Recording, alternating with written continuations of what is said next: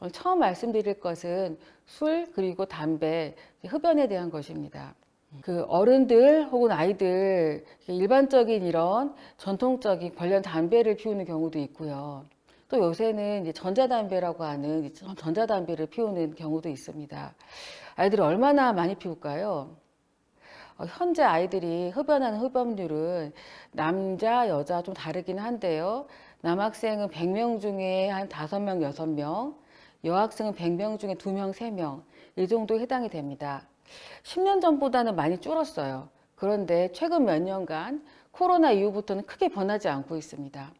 그래서 이 말은 아이들이 이것보다 더 하지 않기 위해서는 조금 더 어른들의 노력이 필요할 것 같다. 이렇게 생각을 해볼 수도 있을 것 같습니다.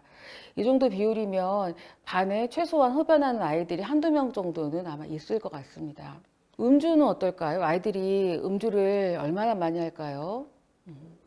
역시 같은 조사에서 보면 이제 현재 음주율 한 번이라도 최근 한 달 동안 술을 마신 적 있는 아이는 한 13%에서 9%에 해당이 됩니다. 이 말은 100명 중에 10명 또 반에서 따지면 한두 명 정도는 음주를 하는 경험이 있다고 할 수 있는데요. 조금 더 문제가 되는 것은 이제 그 위험 음주율이라고 하는 겁니다. 아이들이 술을 많이 마시는 아이들이 얼마나 되느냐인데 이것도 한 4, 5% 정도 해당이 됩니다.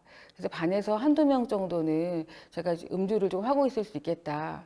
또 아이들이 흡연도 그렇고 음주도 그렇고 친구가 하면 따라 하잖아요.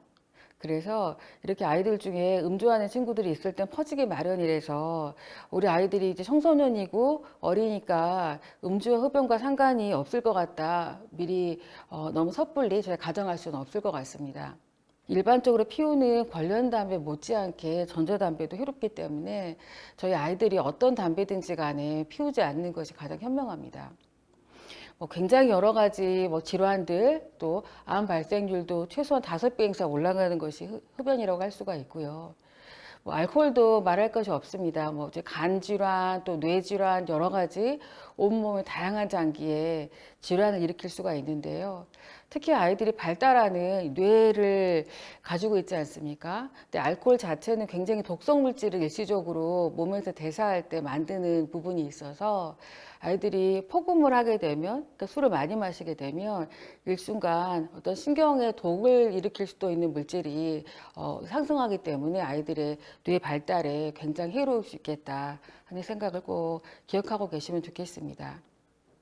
성인이 되어서도 뇌 발달이 잘 된 분들도 음주를 많이 하시게 되면 이렇게 뇌 어떤 이런 연결망들이 굉장히 떨어지거든요.